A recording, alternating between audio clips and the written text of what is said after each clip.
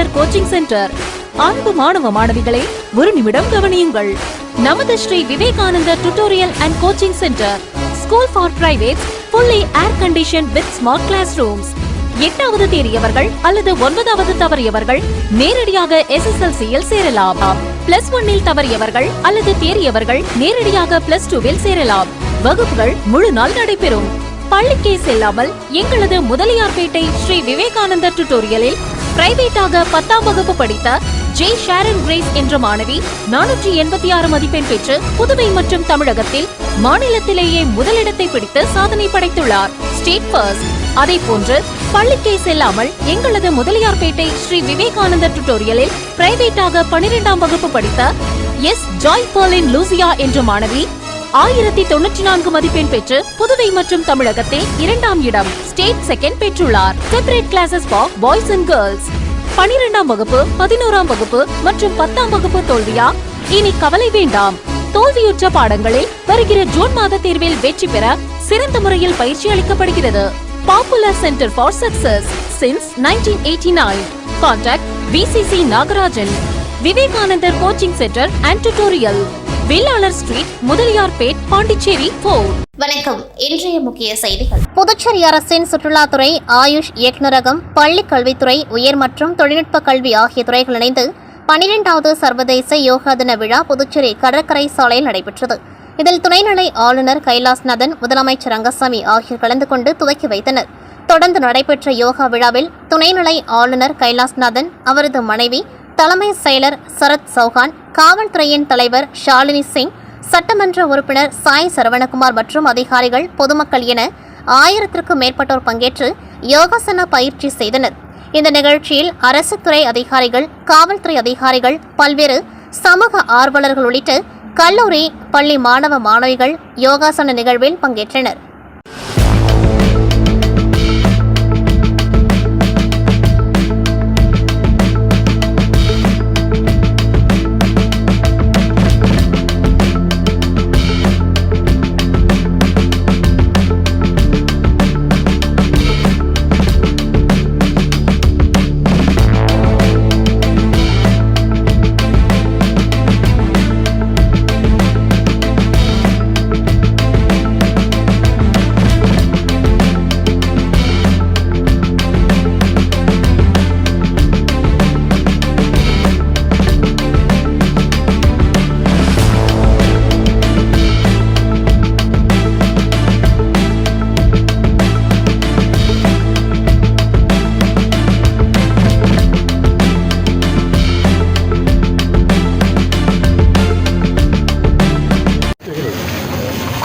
அனைவருக்கும் வணக்கம்.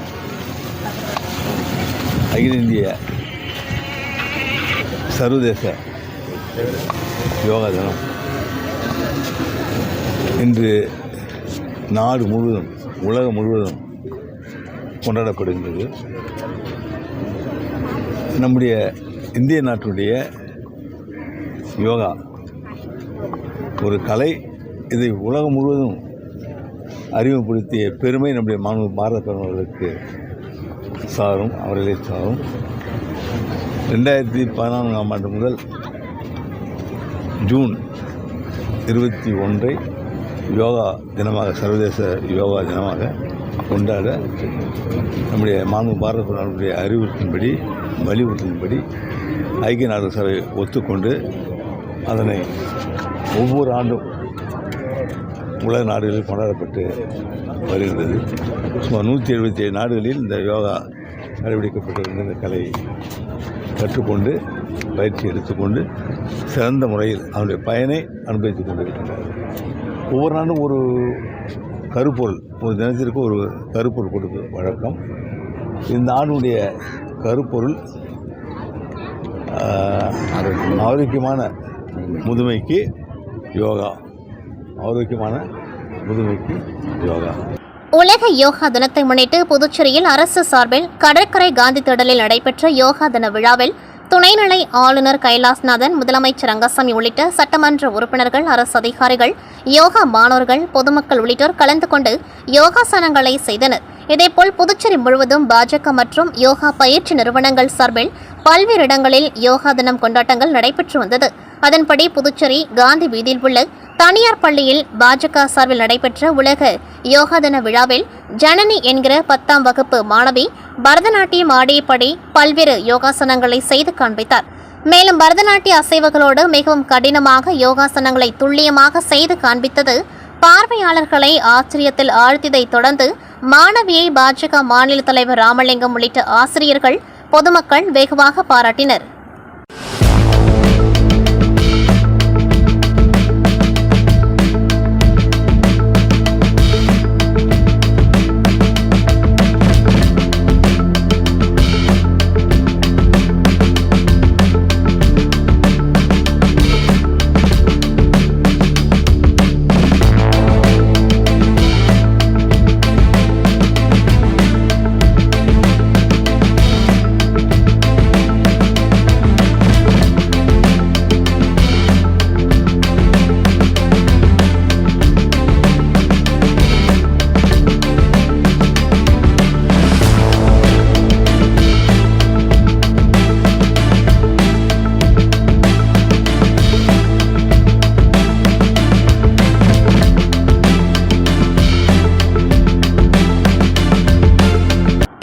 முதலமைச்சர் தமிழக வெற்றி கழகத்தின் தலைவர் தளபதி அவர்களின் 52வது பிறந்த நாளை முன்னிட்டு நலத்திட்ட உதவிகள் வழங்கப்பட்டது. ஊரக வளர்ச்சி மற்றும் நீர்வளத்துறை அமைச்சரும் தமிழக வெற்றி கழகத்தின் பொதுச் செயலாளருமான ஆனந்த் அவர்களின் சொல்லுக்கிணங்க மாநில செயலாளர் சரவணன் அவர்கள் வழிகாட்டியபடி புதுச்சேரி மாநிலம் உருளையன்பேட்டை தொகுதி தமிழக வெற்றி கழகம் சார்பாக அணி தலைமை நிர்வாகி பிரான்சிஸ் முன்னிலையில் தொகுதி நிர்வாகிகள் முகேஷ், மணி, அரவிந்த் அவர்களின் ஏற்பாட்டில் தமிழ்நாடு முதலமைச்சர் தளபதி அவர்களின் பிறந்தநாளை முன்னிட்டு உருளையன்பேட்டை தொகுதியில் மணிமேகலை பள்ளி அருகே பொதுமக்களுக்கு சர்க்கரை வழங்கப்பட்டது. இந்த நிகழ்ச்சியில் தலைமை நிர்வாகி மற்றும் கழக கிளை நிர்வாகிகள் மற்றும் மகளிர் அணி உட்பட பலர் கலந்து கொண்டார்கள்.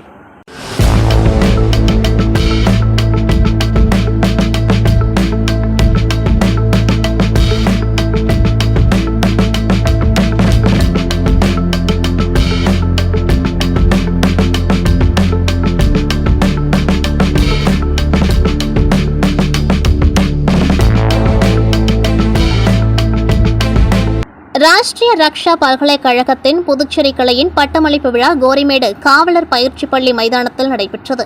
ஆளுநரின் செயலர் மணிகண்டன் தலைமை வகிக்க முதுநிலை காவல் கண்காணிப்பாளர் கலைவாணன் முன்னிலை வகித்தார். பல்கலைக்கழகத்தின் இயக்குநர் RG வரவேற்றார். மாணவர்களின் துல்லியம், ஒழுக்கம் மற்றும் சிறப்பான பயிற்சி திறனை வெளிப்படுத்தும் வகையில் பட்டமளிப்பு அணிவகுப்பு நடைபெற்றது. பாதுகாப்பு, கார்ப்பரேட் மற்றும் புலனாய்வு, மேலாண்மை, முதுநிலை டிப்ளமோ, சைபர் பாதுகாப்பு மற்றும் டிஜிட்டல் தடயவியல் முதுநிலை டிப்ளமோ படிப்புகளை வெற்றிகரமாக முடித்து 15 மாணவர்களுக்கு பட்டங்கள் வழங்கப்பட்டன. தொடர்ந்து மாணவர்களின் கலாச்சார நிகழ்ச்சிகள், யோகா காட்சிகள், தற்காப்பு கலைகள் மற்றும் சுய பாதுகாப்பு நிகழ்ச்சிகள், கமாண்டோ பயிற்சி காட்சிகள் நடைபெற்றது.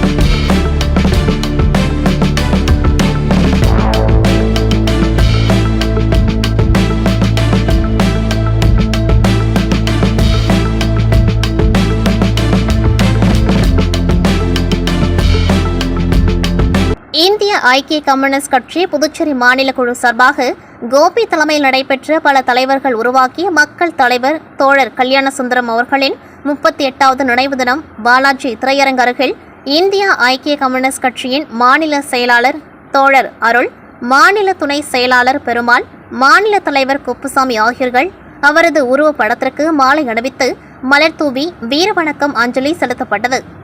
மேலும் இந்திய ஐக்கிய கம்யூனிஸ்ட் கட்சி தோழர்கள் முருகையன், கனகராஜ், செந்தில், தணிகாச்சலம், ராஜேந்திரன், ராஜி, சச்சிதானந்தம், மோகன், சுதாகர், கோபால், ராஜேஷ், செல்லமுத்து, பாபு ஆகியோர்கள் கலந்து கொண்டு அஞ்சலி செலுத்தினர். புதுச்சேரி லட்சிய ஜனநாயக கட்சியின் தலைவர் காமராஜ் நகர் தொகுதி எம்எல்ஏ ஜோஸ் சார்லஸ் மார்டின் அவர்களின் ஏற்பாட்டில் காமராஜ் நகர் தொகுதியில் உள்ள ரெயின்போ நகர் பார்க்கில் 12வது உலக யோகா தினத்தை ஒட்டி இலவச யோகா நிகழ்ச்சி நடைபெற்றது. இதில் 200க்கும் மேற்பட்ட பொதுமக்கள், சிறியவர்கள், முதியவர்கள், பெண்கள் என பலர் கலந்து கொண்டார்கள். இந்நிகழ்ச்சியில் முன்னாள் எம்எல்ஏ ரிச்சர்ட் ஜான்குமார், லட்சிய ஜனநாயக கட்சியின் பொதுச் செயலாளர் டாக்டர் துரைசாமி, வழக்கறிஞர் பிரபாகரன், தொகுதி தலைவர் கோகுலக்கண்ணன், பொறுப்பாளர் என்ஆர் சுரேஷ், இளைஞர் அணி துணைத் தலைவர் ஜாகிர் ஹுசேன், மகளிர் அணி பொறுப்பாளர்கள் மற்றும் நிர்வாகிகள் உள்ளிட்டோர் கலந்து கொண்டார்கள். சிறப்பாக நடைபெற்ற இந்த யோகா தின விழாவில் மகளிர்கள் கலந்து கொண்டு கூறுகையில், மகளிருக்கு இது மிகவும் உபயோகமாக இருப்பதாகவும் அவர்கள் தன் வீட்டிற்கு சென்று கணவர்களுக்கும் பிள்ளைகளுக்கும் கற்றுக் கொடுத்து இதனை தொடர்ச்சியாக செய்ய முயற்சிப்போம் எனவும் இந்த வாய்ப்பினை ஏற்படுத்தி கொடுத்த லட்சிய ஜனநாயக கட்சியின் தலைவரும் காமராஜ் நகர் தொகுதியின் சட்டமன்ற உறுப்பினருமான ஜோஸ் சார்லஸ் மார்டின் அவர்களுக்கு நன்றினை தெரிவித்துக் கொண்டார்கள். என் பேர் அனிதா. நான் லட்சிய ஜனநாயக கட்சியில் மாநில செயலாளராக இருக்கேன். எங்களுடைய தலைவர் ஜோஸ் சார்லஸ் மார்டின் அவர்களுடைய தலைமையில் இன்று 12வது உலக தின யோகா தினம் நடைபெற்றது. இது ரெயின்போ நகர் பார்க்கில் காமராஜர் தொகுதியில் நடைபெற்றது. இது பெண்கள், ஆண்கள் எல்லாருக்குமே ஒரு பயிற்சியாளரை வச்சு எங்களுக்கு ஒரு 2 hours கிளாஸ் மாதிரி சொல்லி கொடுத்தாங்க. எங்களுக்கு உடம்பு, மனசு எல்லாமே ஒரு ரிலாக்ஸாக இருந்தது. இது எனக்கு செய்யும்போது ஒரு புத்துணர்வோடு இருந்தது. இது டெய்லியுமே நான் செய்யணுன்றது நினைக்கிறேன், செய்ய ஆரம்பிக்கணும்னு நினைக்கிறேன். இது செஞ்சு கொடுத்த எங்களுடைய தலைவர் ஜோஸ் சார்லஸ் மார்டின் அவர்களுக்கு நான் நன்றியை தெரிவிச்சுக்கிறேன்.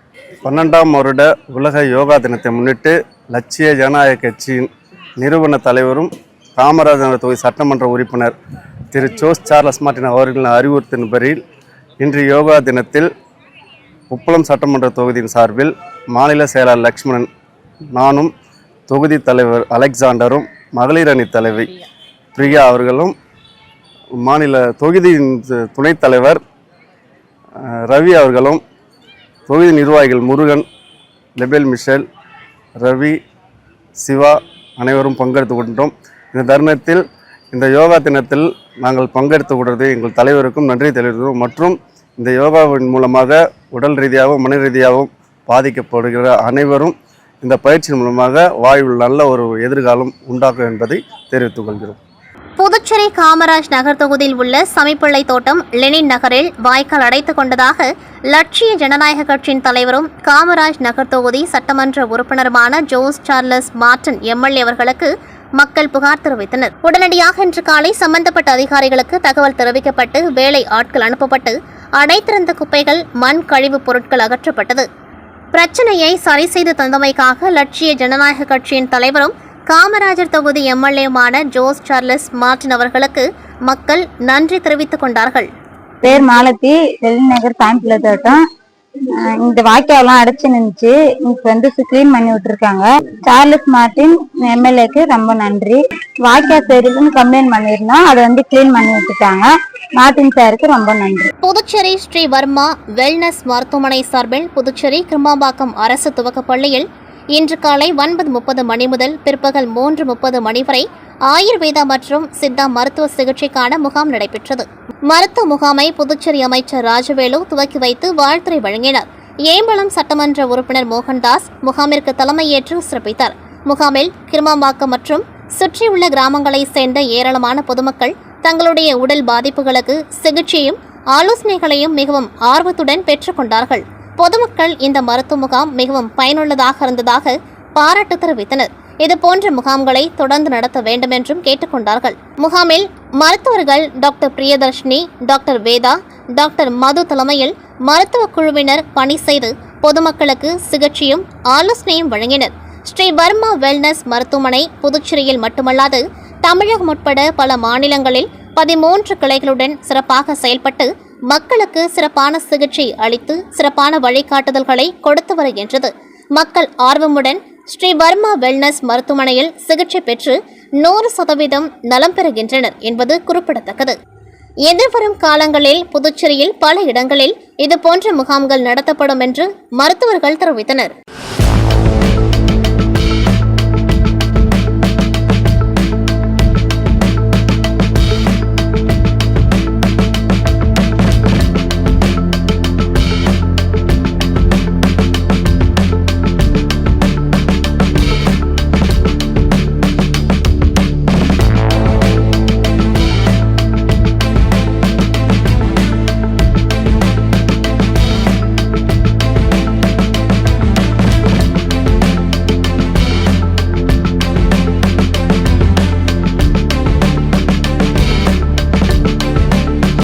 ஜிப்மரில் குழந்தைகளுக்கான ரோபோட்டிக் அறுவை சிகிச்சை திட்டம் 2018ஆம் ஆண்டில் தொடங்கப்பட்டது. அரசு துறையின் கீழ் செயல்படும் உயர்நிலை மருத்துவ நிறுவனங்களில் குழந்தைகளுக்கான ரோபோட்டிக் அறுவை சிகிச்சை அறிமுகப்படுத்திய முன்னோடி நிறுவனங்களில் ஜிப்மரும் ஒன்று. இந்த சாதனை குறித்து குழந்தைகள் அறுவை சிகிச்சை துறையின் பேராசிரியரும் துறை தலைவருமான டாக்டர் கிருஷ்ணகுமார் வெளியிட்டுள்ள செய்திக்குறிப்பில் 500 ரோபோட்டிக் அறுவை சிகிச்சைகள் என்ற மைல்கல்லை எட்டியது பல ஆண்டுகளாக நடைபெற்ற அர்ப்பணிப்பான குழு முயற்சி. ரோபோட்டிக் அறுவை சிகிச்சை முறைகள் குழந்தைகளுக்கு பல்வேறு நன்மைகளை வழங்குகின்றன. சிறிய வெட்டு காயங்கள், குறைந்த இரத்த இழப்பு, அறுவை சிகிச்சைக்கு பிந்தைய வலி குறைவு, விரைவாக குணமடைதல் மற்றும் சிறந்த உடல் தோற்ற முடிவுகள் ஆகியவை அவற்றில் முக்கியமானவை. குழந்தைகளின் உடல் அமைப்பு மிகவும் நுட்பமானதாக இருப்பதால் துல்லியமான மற்றும் குறைந்த பாதிப்பை ஏற்படுத்தும் அறுவை சிகிச்சைகள் அவர்களின் நீண்ட கால ஆரோக்கியத்திற்கு பெரிதும் உதவுகின்றன. இந்த சாதனையின் மிக முக்கியமான அம்சம் உயர்தர ரோபோட்டிக் அறுவை சிகிச்சைகளை சாதாரண மற்றும் பொருளாதார ரீதியாக பின்தங்கிய குடும்பங்களுக்கும் கிடைக்க செய்திருப்பதுதான் என்றார். புதுச்சேரியில் அமைச்சரவை முழுமையடைந்ததை ஒட்டி அன்று மாலையே முதல்வர் உள்ளிட்ட 6 பேருக்கும் துறைகள் ஒதுக்கப்படும் என எதிர்பார்க்கப்பட்டது. ஆனால் ஏமாற்றமே மிஞ்சியது. பவர்ஃபுல் இலாக்காக்களான உள்துறை, நிதி, பொதுப்பணி போன்ற துறைகளை தங்கள் வசம் வைத்துக் கொள்ள என்ஆர் பாஜக இடையே ஏற்பட்டுள்ள போட்டி காரணமாக இலாக்கா ஒதுக்கீட்டில் இழுபறி நீடித்து வருகின்றது. ஆனால் நிர்மல்குமார் சுரானா தன்னை சந்தித்தது மரியாதை நிமித்தமானது என முதல்வர் கூறினார். பாஜக தரப்பிலோ மத்திய உள்துறை அமைச்சர் அமித்ஷா கூறி சில தகவல்களை முதல்வரிடம் தெரிவித்ததாக கூறினார். இதனால் அமைச்சர்களுக்கு இலாக்கா ஒதுக்கீடு செய்வதில் தொடர்ந்து இழுபறி நீடித்து வருகின்றது. தேர்தல் நடைமுறை முடிந்து 45 நாட்களாகியும் முழு அமைச்சரவை செயல்பாட்டிற்கு வராததால் புதுச்சேரியில் அரசு நிர்வாகம் முற்றிலுமாக முடங்கியுள்ளது. புதுச்சேரி காவல் நிலையங்களில் பொதுமக்களின் குறைகளை கேட்க ஒவ்வொரு சனிக்கிழமையிலும் மக்கள் மன்றம் நடத்தப்பட்டு வருகின்றது. அதன்படி நேற்று புதுச்சேரி பெரியகடை காவல் நிலையத்தில் சீனியர் எஸ்பி கலைவாணன் தலைமையில் மக்கள் மன்றம் நடைபெற்றது. அதேபோன்று சைபர் கிரைம் காவல் நிலையத்தில் சீனியர் எஸ்பி ராகு, போக்குவரத்து காவல் நிலையத்தில் சீனியர் எஸ்பி திவ்யா ஆகியோர் பொதுமக்களின் குறைகளை கேட்டறிந்தனர். காரைக்காலில் சீனியர் எஸ்பி லட்சுமி சௌஜன்யா, சேதரப்பட்டு காவல் நிலையத்தில் வம்சித ரெட்டி, பாகூரில் எஸ்பி ஜிந்தா கோதன்ராமன், வில்லியனூரில் எஸ்பி சுப்பிரமணியன், ஏனாமில் எஸ்பி வரதராஜன், மாஹே காவல் நிலையத்தில் இன்ஸ்பெக்டர் அனில்குமார் பொதுமக்களின் குறைகளை கேட்டறிந்தனர். மக்கள் மன்றத்தில் பொதுமக்களிடமிருந்து மொத்தம் 60 புகார் மனுக்கள் பெறப்பட்டது. அதில் 40 மனுக்கள் மீது விசாரணை நடத்தப்பட்டு உடனடியாக தீர்வு காணப்பட்டது. மக்கள் மன்றத்தில் 26 பெண்கள் உட்பட 227 பேர் கலந்து கொண்டார்கள். பாகூரை சேர்ந்த பெண் ஒருவரை மொபைல் மூலம் தொடர்பு கொண்ட மர்ம நபர் கிரெடிட் கார்டு செயலாக்கம் குறித்து விளக்கம் அளித்துள்ளார். அவரது பேச்சை உண்மையென நம்பிய பெண் தனது கிரெடிட் கார்டு விவரங்களை மர்ம நபருக்கு பகிர்ந்தார். பின் அவரது வங்கி கணக்கிலிருந்து 46,640 ரூபாய் மாயமாகியது. பின் தான் ஏமாற்றப்பட்டது அவருக்கு தெரிய வந்தது. இதேபோல் தவளக்குப்பத்தை சேர்ந்த நபர் 10,000, நெட்டப்பாக்க நபர் 3,500 என 3 பேர் மொத்தம் 60,140 ரூபாயை ஆன்லைன் மோசடியில் இழந்துள்ளனர். இதுகுறித்த புகாரின் பேரில் சைபர் கிரைம் போலீசார் வழக்கு பதிந்து விசாரித்து வருகின்றனர். புதுச்சேரியில் கோடை காலங்களில் சிக்னல்களில் வாகன ஓட்டிகள் படும் அவதியை உணர்ந்த அரசு பொதுப்பணித்துறை மூலம் சிக்னல்களில் இடது மார்க்க சாலைகளில் மட்டும் பசுமை பந்தல் அமைத்து வருகின்றது. அதன்படி அஜந்தா, ராஜா, அண்ணா சாலை, நெல்லித்தோப்பு, இந்திரா சதுக்கம் மற்றும் ராஜீவ் சதுக்கம் ஆகிய 6 சிக்னல்களில் மார்ச் மாதம் முதல் ஜூலை மாதம் வரை 5 மாதங்களுக்கு பசுமை பந்தல் அமைக்கப்பட்டுள்ளது. அதன்படி கடந்த ஆண்டு பசுமை பந்தல் அமைத்ததற்கு ரூபாய் 55 லட்சத்தை ஒப்பந்ததாரருக்கு இதுவரை பொதுப்பணித்துறை வழங்கவில்லை. இந்நிலையில் அதே ஒப்பந்ததாரரிடம் இந்த ஆண்டு தேர்தல் முடிந்ததும் பணத்தை விடுவிப்பதாக ஆட்சியாளர்கள் கூறினர். அதனை ஏற்று ஒப்பந்ததாரரும் அனைத்து சிக்னல்களிலும் பசுமை பந்தலை அமைத்தார். இந்நிலையில் தேர்தல் முடிந்து 1.5 மாதங்களுக்கு மேலாகியும் இதுவரை ஒப்பந்ததாரருக்கு அரசு தரப்பிலிருந்து பணம் விடுவிக்கப்படவில்லை. மேலும் புதிய அரசு பொறுப்பேற்றதாலும் அமைச்சர்களுக்கு இலாக்கா ஒதுக்கீடு செய்யப்படாததாலும் யாரிடம் சென்று பணத்தை கேட்பதென தெரியாமல் ஒப்பந்ததாரர் பரிதவித்துக் கொண்டிருக்கின்றார். புதுச்சேரி நயினார் மண்டபத்தில் செல்வி என்பவர் 350 ஷர்ட்ஸ் என்ற கடையை நடத்தி வருகின்றார். கால்பந்து வீரர்கள் லியோனல் மெஸ்ஸியை லெஸ்ஸி, களியன் எம்மாப்பேவை பாப்பா, லமின் யமாலை லக்ஷ்மி அம்மா என அழைத்து வெளியிட்ட ரீல்ஸ் சமூக வலைதளங்களில் வைரலாகி பெரும் வரவேற்பை பெற்றுள்ளது. 30 ஆண்டுகள் வீட்டு வேலை செய்தவர் உடல்நல காரணங்களால் சிறிய அளவில் சட்ட விற்பனை தொழிலை தொடங்கி விற்பனையை அதிகரிக்க 2 ஆண்டுகளுக்கு முன்பு ரீல்ஸ் வெளியிடத் தொடங்கினர். உலகக்கோப்பை தொடர்பான வீடியோக்கள் வைரலானதை தொடர்ந்து அவரது கடைக்கு வாடிக்கையாளர்கள் மற்றும் சுற்றுலா பயணிகள் வருகை அதிகரித்துள்ளது. குறைந்த வருமானம் கொண்ட மக்களும் மாணவர்களும் பயன்பெறும் வகையில் அனைத்து சட்டைகளையும் ரூபாய் 350 என்று ஒரே விலையில் விற்பனை செய்து வருவதாக செல்வி தெரிவித்தார். புதுச்சேரியில் நீட் மறுதேர்வு இன்று 9 மையங்களில் நடைபெற்றது. பல்வேறு சோதனைகளுக்கிடையே மாணவர்கள் தேர்வு எழுத அனுமதித்த நிலையில் லாஸ்பேட்டை பகுதியை சார்ந்த யஷ்வந்த் என்ற மாணவன் தேர்வு எழுத விண்ணப்பித்திருந்த நிலையில் கடந்த 2 நாட்களுக்கு முன்பு விபத்தில் சிக்கியுள்ளார். ஆன்லைன் மூலம் தேர்வு எழுத அதிகாரிகளை தொடர்பு கொண்டபோது சரியான தகவல் கிடைக்காததால் வீல் சேரில் வந்து இன்று தேர்வு எழுதினார். அவரது பெற்றோர் மற்றும் அதிகாரிகள் உதவியுடன் முடிந்தவரை தேர்வு எழுத முடியும் என்று நம்பிக்கையுடன் காலில் கட்டு மற்றும் கைகளில் காயங்களுடன் தேர்வு எழுத வந்த மாணவனை அதிகாரிகளும் சக மாணவர்களும் உற்சாகப்படுத்தி தேர்வு மையத்திற்குள் அனுப்பி வைத்தனர்.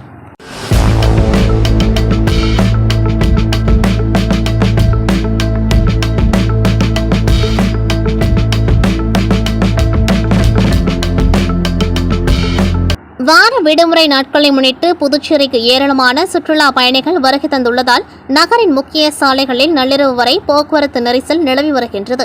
இந்நிலையில் இன்று அதிகாலை 2 மணியளவில் சிவாஜி சிலை பகுதியிலிருந்து ராஜீவ்காந்தி சதுக்கம் நோக்கி புதுச்சேரி பதிவெண் கொண்ட கார் ஒன்று அதிவேகமாக சென்றதாக கூறப்படுகின்றது. கொக்கு பார்க் சிக்னல் அருகே வந்தபோது ஓட்டுநர் கட்டுப்பாட்டை இழந்த கார் சாலையோரத்தில் நிறுத்தப்பட்டிருந்த இருசக்கர வாகனத்தின் மீது மோதி விபத்துக்குள்ளானது. மோதலின் தாக்கத்தால் இருசக்கர வாகனம் தீப்பிடித்து எரிந்தது. இதையடுத்து காரில் இருந்த 2 பேர் உடனடியாக கீழே இறங்கி அங்கிருந்து தப்பி சென்றதாக கூறப்படுகின்றது. சம்பவத்தை கண்டு அதிர்ச்சியடைந்த பொதுமக்கள் உடனடியாக தீயணைப்புத்துறை மற்றும் காவல்துறைக்கு தகவல் தெரிவித்தனர். தகவல் அறிந்து சம்பவ இடத்திற்கு விரைந்த கோரிமேடு தீயணைப்பு நிலைய வீரர்கள் சுமார் 1 மணி நேரம் போராடி தீயை முழுமையாக அணைத்தனர். தொடர்ந்து சம்பவ இடத்திற்கு வந்த வடக்கு போக்குவரத்து போலீசார் விபத்தை ஏற்படுத்திய காரை பறிமுதல் செய்து விபத்திற்கான காரணம் மற்றும் தப்பி சென்ற நபர்கள் குறித்து தீவிர விசாரணை மேற்கொண்டு வருகின்றனர். இந்த சம்பவம் தொடர்பான வீடியோ சமூக வலைதளங்களில் வைரலாகி பரவி வருவதால் அப்பகுதியில் பெரும் பரபரப்பு நிலவுகின்றது. புதுச்சேரி மற்றும் காரைக்காலில் இன்று நடைபெற்ற நீட் மறுதேர்வில் மொத்தம் 4990 மாணவ மாணவிகள் தேர்வு எழுதினர். புதுச்சேரியில் 9 மையங்களில் 4324 பேரும், காரைக்காலில் 3 மையங்களில் 666 பேரும் பங்கேற்றனர். தேர்வுக்கு முன் மாணவர்கள் மெட்டல் டிடெக்டர், பயோமெட்ரிக் பதிவு உள்ளிட்ட பல்வேறு பாதுகாப்பு சோதனைகளுக்கு உட்படுத்தப்பட்டனர். மொபைல், ப்ளூடூத், வாட்ச் போன்ற மின்னணு சாதனங்கள் தடை செய்யப்பட்டிருந்தன. தேர்வு மையங்களில் கூடுதல் போலீஸ் பாதுகாப்பு ஏற்பாடு செய்யப்பட்டிருந்ததுடன் தேர்வர்களுக்காக பிஆர்டிசி சிறப்பு இலவச பேருந்துகளும் இயக்கப்பட்டன. மேலும் தேர்வு முடியும் வரை பெற்றோர் மற்றும் பாதுகாவலர்கள் காத்திருக்க சிறப்பு காத்திருப்பு மையங்களும் அமைக்கப்பட்டிருந்தன.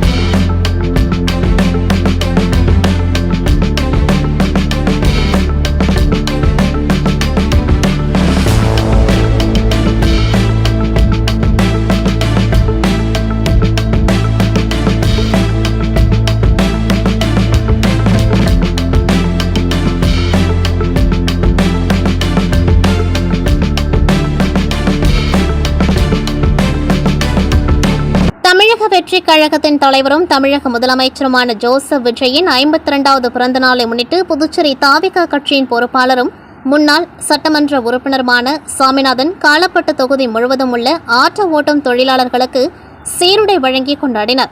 இதேபோன்று காலப்பட்டு சுனாமி குடியிருப்புக்கு செல்லும் ஈசிஆர் ரோட் சிங்காரவேலர் ஆட்டோ ஸ்டாண்டில் உள்ள ஆட்டோ தொழிலாளர்களுக்கு சீருடை வழங்கினர். இந்த நிகழ்ச்சியில் மக்கள் நல சங்கத்தின் தலைவர் குமார் உடனிருந்து வாழ்த்து தெரிவித்து நன்றி கூறினார். இத்துடன் செய்திகள் நிறைவடைகின்றது. நன்றி, வணக்கம். Vivekanandar coaching centre. அன்பு மாணவ மாணவிகளை ஒரு நிமிடம் கவனியுங்கள். நமது Sri Vivekanandar tutorial and coaching centre, school for privates, fully air conditioned with smart classrooms. 8வது தேறியவர்கள் அல்லது 9வது தவறியவர்கள் நேரடியாக SSLC-யில் சேரலாம்.